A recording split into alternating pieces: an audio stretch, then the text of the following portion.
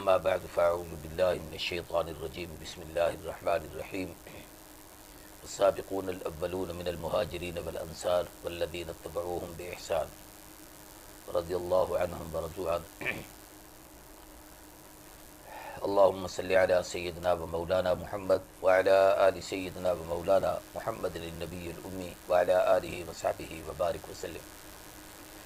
انتہائی قابل قدر سامعین و ناظرین، سیدنا عمر بن خطاب رضی اللہ تعالی عنہ کی سیرت طیبہ کے حوالے سے مختلف عنوانات چل رہے ہیں. ذوالحج کا یہ آخری عشرہ ہے اور ان دنوں سیدنا فاروق اعظم کی شہادت کا المناک سانحہ پیش آیا. اس پر میں انشاءاللہ تفصیل سے گفتگو کروں گا. حضرت عمر رضی اللہ تعالیٰ عنہ کا اسلام قبول کرنا اسلام کے لیے اللہ کی طرف سے ایک غیبی مدد تھی. سیدنا عبداللہ ابن مسعود رضی اللہ تعالیٰ عنہ فرمایا کرتے تھے کہ عمر کا اسلام لانا یہ مسلمانوں کی فتح کا باعث ہے، حضرت عمر کی ہجرت کرنا یہ نصرت الہی ہے، اور حضرت عمر کی خلافت یہ اللہ کی رحمت ہے. گویا عمر اللہ کا بہت بڑا انعام و احسان بن کر آئے.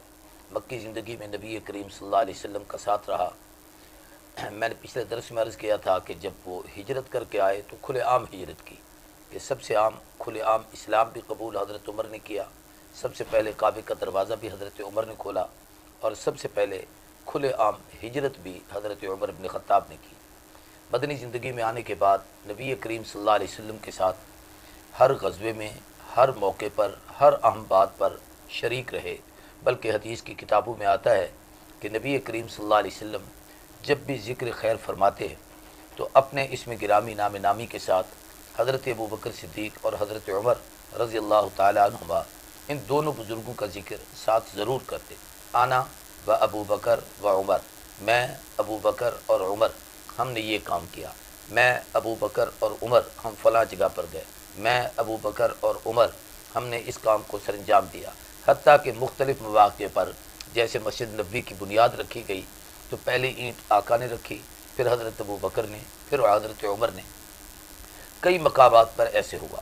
پھر اسلام کے جتنے غزوات ہوئے ہیں ان میں بھی حضرت عمر رضی اللہ تعالیٰ عنہ کا اپنا ایک کردار ہے. اسلام کی سب سے پہلی جنگ غزوہ بدر ہے. اس میں اللہ نے مسلمانوں کو فتح عطا کی تھی. 313 تھے 1000 کافر کے مقابلے میں. یہ ایک نہتی سی چھوٹی سی جماعت تھی، لیکن اللہ کی غیبی مدد ہوئی. حضرت عمر رضی اللہ تعالیٰ عنہ نے اس جنگ میں اپنے سگے ماموں کو قتل کیا تھا. اور پھر جس وقت گرفتار ہوئے تھے بدر کے جو قیدی آئے تھے تو اس کے متعلق نبی کریم صلی اللہ علیہ وسلم نے رائے پوچھی تو حضرت عمر کی رائے یہ تھی کہ میرا یہ جی چاہتا ہے کہ ہر آدمی کا رشتہ دار اس کے حوالے کیا جائے اور اس کو تلوار دی جائے اور ان کی گردن قلم کر دی جائے. اگرچہ فیصلہ نبی کریم صلی اللہ علیہ وسلم نے حضرت ابوبکر صدیق رضی اللہ تعالیٰ عنہ کے مشورے پر کیا تھا کہ فدیہ لے کر ان کو رہا کر دیا جائے، لیکن حضرت عمر بن خطاب کی رائے یہ تھی.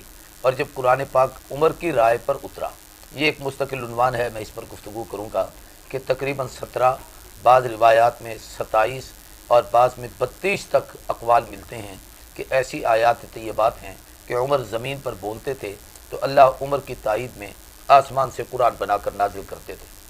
اس لیے مولانا عبدالشکور دین پوری ہمارے ایک بہت بڑے عالم گزرے ہیں، ان کا ایک قول ہے کہ عمر بولے تو قرآن ہے، عمر تولے تو میزان ہے.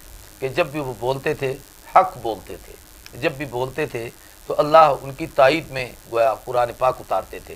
اور پھر عمر کا عدل، عمر کا میزان، یہ بھی بڑی معروف بات ہے.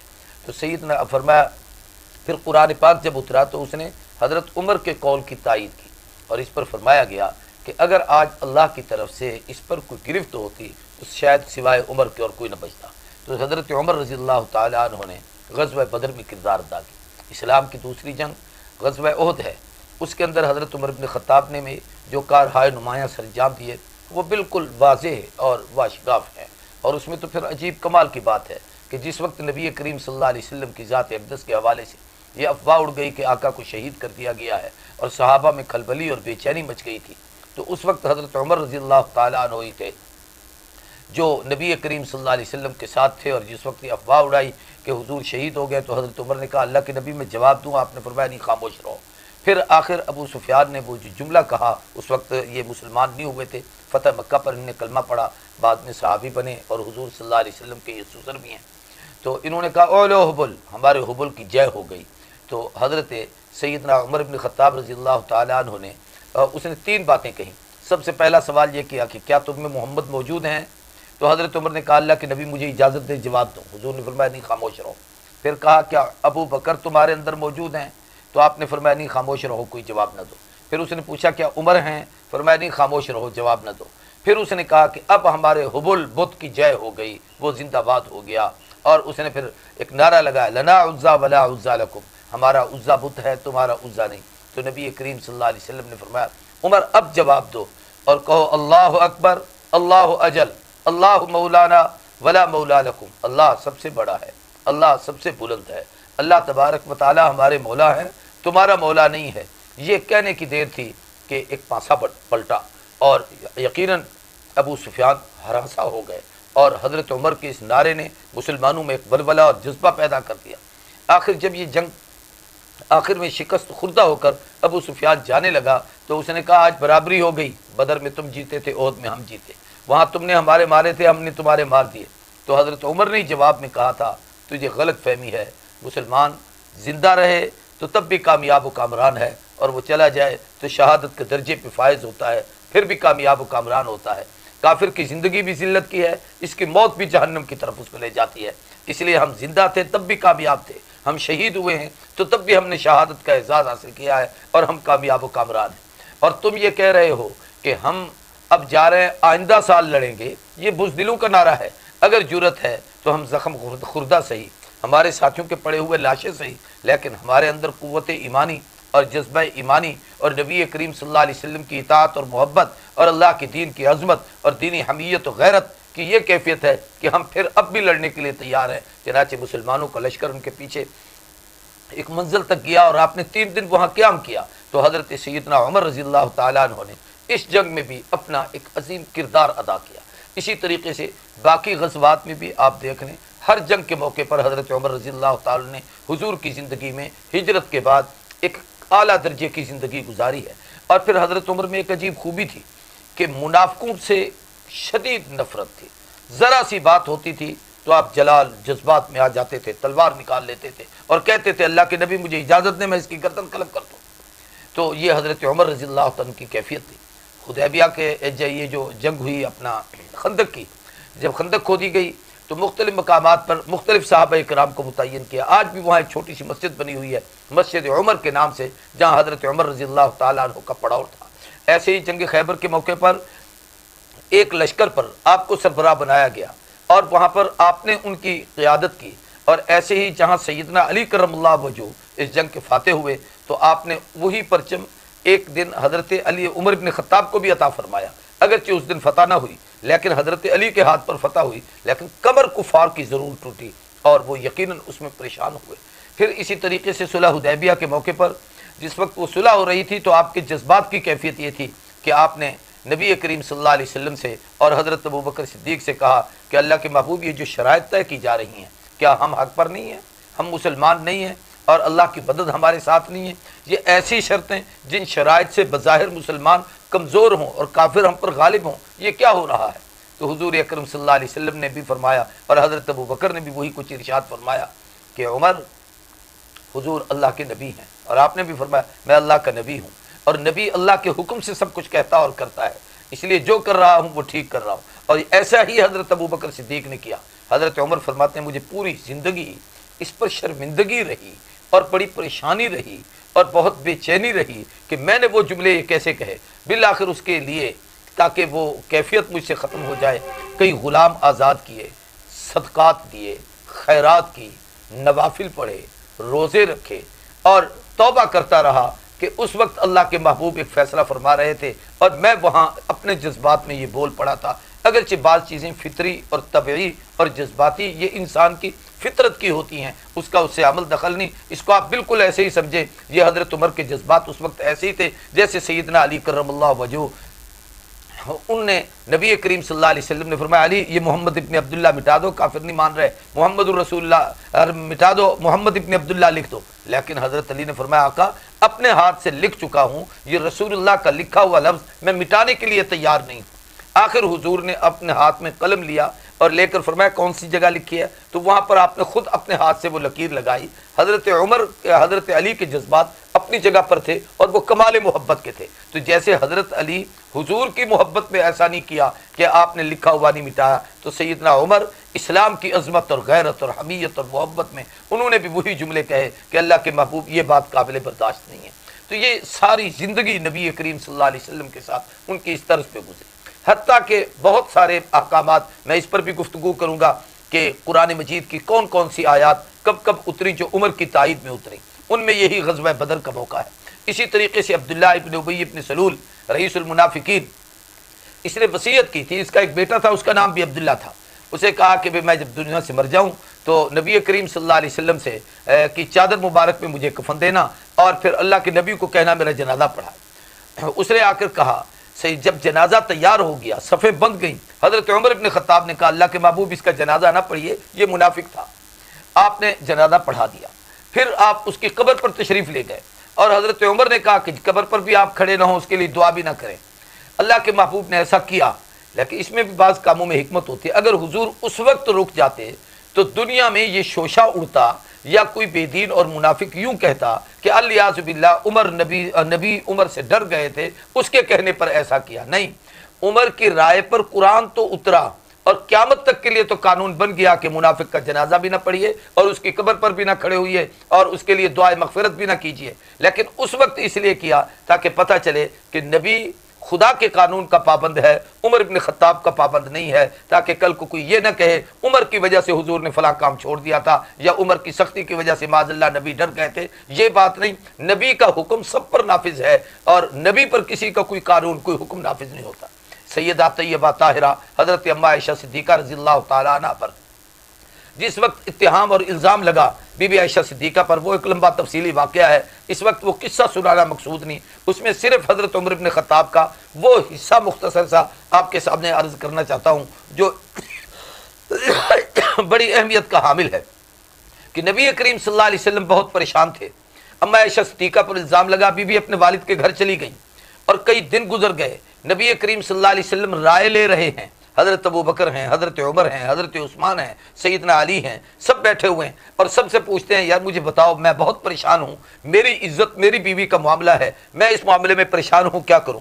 حضرت ابو بکر صدیق سے جب پوچھا گیا تو سیدنا صدیق نے ایک عجیب جملہ کہا محبوب میری تو بیٹی ہے، میں اپنی بیٹی کے متعلق کچھ کہوں یہ اپنی اولاد کے متعلق کچھ کہنا ہوگا، میں ہاں یہ ہے کہ جو آپ کا فیصلہ میری بیٹی کے متعلق ہوگا وہی میرا فیصلہ اپنی بیٹی کے متعلق ہوگا، میں اپنی رائے کوئی نہیں پیش کرنا چاہتا۔ آج میرے اور آپ جیسا کوئی آدمی ہوتا تو فوراً کہہ اٹھتا کہ حضرت میری بچی ہے، میری بیٹی ہے، میرا گھر ہے، میرا آپ کے ساتھ اتنا تعلق ہے، آپ کو مجھ پر بھی اعتماد نہیں، لیکن ابو بکر صدیق نے حضور کی محبت کو ترجیح دی، اپنی بیٹی کی محبت کو ترجیح نہیں دی۔ حضرت عثمان ابن عفان سے بھی یہی بات کہی گئی کہ عثمان تم رائے دو کیا کروں، تو حضرت عثمان ابن عفان نے ایک بات بڑی عجیب کہی، کہا اللہ کے محبوب ہم نے یہ دیکھا ہے کہ آپ کی پوری زندگی میں آپ کے اس جسم پر کبھی یہ گندی مکھی نہیں آ کر بیٹھی، جو اللہ آپ کے پاک وجود کو مکھی سے محفوظ رکھتا ہے کیا وہ اللہ آپ کے پاک بستر پر ناپاک بیوی کو آنے دے گا؟ اس لیے یہ کافروں کا الزام اور اتہام ہے۔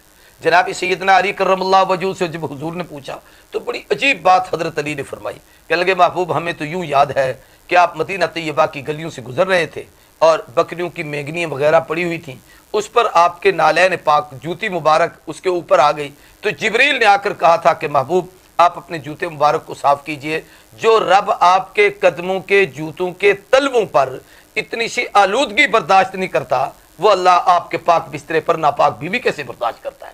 تو یہ حضرت علی کرم اللہ وجہہ کا جواب تھا۔ تو ایسے ہی حضرت عمر سے حضور نے پوچھا عمر مجھے بتاؤ میں بہت پریشان ہوں کیا کروں؟ تو جناب سیدنا عمر نے کہا اللہ کے محبوب پہلے میرے سوال کا جواب دیجئے پھر میں جواب دیتا ہوں۔ آپ نے فرمایا کیا؟ حضرت گزارش یہ ہے کہ کیا عائشہ سے آپ نے نکاح خود کیا تھا؟ فرمایا نہیں، جبریل امین آئے تھے، تصویر لے کے آئے تھے، دکھا کر کہا تھا کہ اللہ کے ہاں یہ آپ کی بیوی ہے اور اس کے ساتھ آپ کا نکاح ہے اور یہ ابو بکر صدیق کی بیٹی ہے۔ فرمایا وہاں سے فیصلہ ہوا تھا، میں نے کوئی نکاح اپنی مرضی سے نہیں کیا، نہ اپنی بیٹی کا نکاح اپنی مرضی سے کیا ہے، نہ اپنا نکاح اپنی مرضی سے کیا ہے جب تک رب کا حکم نہیں آیا۔ تو پھر حضرت عمر بن خطاب نے فرمایا آقا اگر یہ بات ہے تو پھر یاد رکھیے جس کو آپ کی بیوی بنا کر آپ کے بھیجنے کے گھر میں بھیجنا کا حق جب رب کو ہے، اس نے بھیجا ہے، تو آپ کے گھر سے نکالنے کا حق بھی اسی کو ہے. آپ کو اس کی ضرورت نہیں پریشان ہونے کی. یہ منافقوں کے الزام ہے. سبحانک ھذا بہتان عظیم، یہ عظیم بہتان ہے. قرآن پاک کی سورہ نور میں تقریباً 1.5-2 رکوع مستقل سیدہ عائشہ صدیقہ کی برات میں اترے، اور یہ جملے حضرت عمر بن خطاب نے کہے، اور قرآن مجید نے عمر کی تائید میں یہ کلمات طیبات اتارے. بہت سارے مواقع ایسے ہیں جو حضرت عمر رضی اللہ تعالیٰ عنہ کی رائے پر قرآن اترا. طواف کے دوران نبی کریم صلی اللہ علیہ وآلہ وسلم جب مقام ابراہیم پر پہنچے تو حضرت عمر کے دل میں یہ رائے خیال آیا کہ حضرت یہ وہی پتھر تو ہے جس پر خلیل نے کھڑے ہو کر کعبے کی تعمیر کی تھی. جی چاہتا ہے ہم جب طواف کر لیں تو یہاں پر نوافل نہ ادا کیا کریں.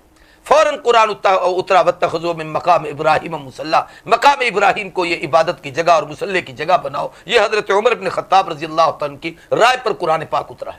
18ویں پارے میں قرآن پاک کی آیت ہے، ثم خلقنا النطفة علقة فخلقنا العلقة مضغة فخلقنا المضغة عظاما فكسونا العظام لحما ثم انشأناه خلقا آخر فتبارك الله احسن الخالقين.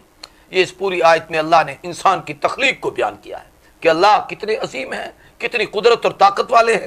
گندے سے پانی کے قطرے پہ انسان کا کتنا خوبصورت اور حسین نقشہ بنایا ہے، اس کا گوشت پوشت بنایا ہے، ہڈیاں چڑھائی ہیں، پورا وجود عطا کیا ہے، اور پھر اس کے اندر روح ڈالی ہے. یہ اللہ کی قدرت کا کمال ہے. یہ سب کچھ اللہ نے انسان کو عطا کیا. اور آخر میں فرمایا فتبارک اللہ احسن الخالقین، وہ برکت والی ذات ہے جس نے انسان کو خوبصورت پیرائے میں پیدا فرمایا ہے. تو جب یہ آیت اتری تو ایک شخص حضور صلی اللہ علیہ وسلم کے پاس آئے. آپ نے انہیں کہا اس کو لکھو، قرآنی آیت وہی اتری ہے، اس کو لکھنا شروع کرو. وہ لکھتے لکھتے لکھتے جب آخری جملے پہ پہنچا تو اس کی زبان سے بھی نکل گیا فتبارک اللہ احسن الخالقین. حضور نے فرمایا یہ وہی کے جملے ہیں، لکھ لو. اس نے قلم کاغذ وہیں رکھ دیا اور اٹھ کر کھڑا ہو گیا. کہا یہ کیسے ہو سکتا ہے کہ یہ وہی ہو؟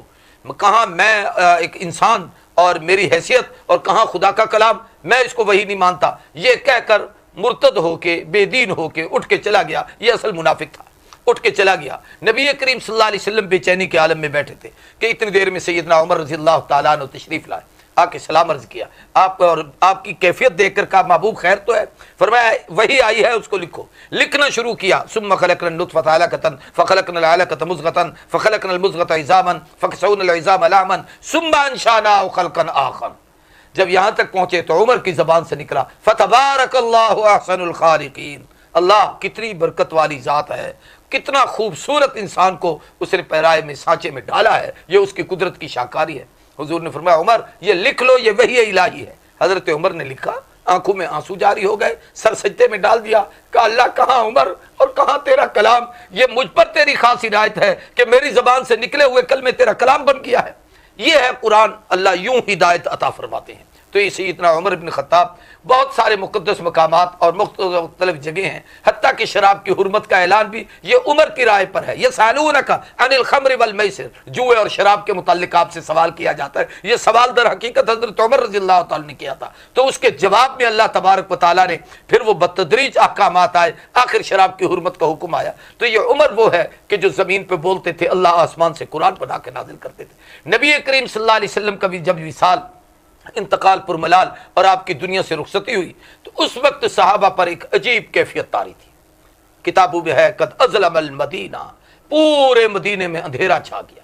ایک صحابی باہر بکریاں چلا رہے تھے، عبداللہ ابن ابی اوفا غالباً ان کا نام ہے، اور وہ بکریاں چلا رہے تھے. اس کو کسی نے جا کر کہا کہ جس نبی کا کلمہ پڑھتے ہو وہ تو اللہ کے ہاں چلے گئے ہیں. تو اس نے مدینے کی طرف منہ کیا اور دونوں انگلیاں اپنی آنکھوں پر رکھ کر مسل کر کہا اللہم اجعلنی ذریرا، اللہ آنکھوں سے نابینا کر، مدینے جاؤں حضور نظر نہ آئے، اس لیے مجھے آنکھیں نہ لے لے.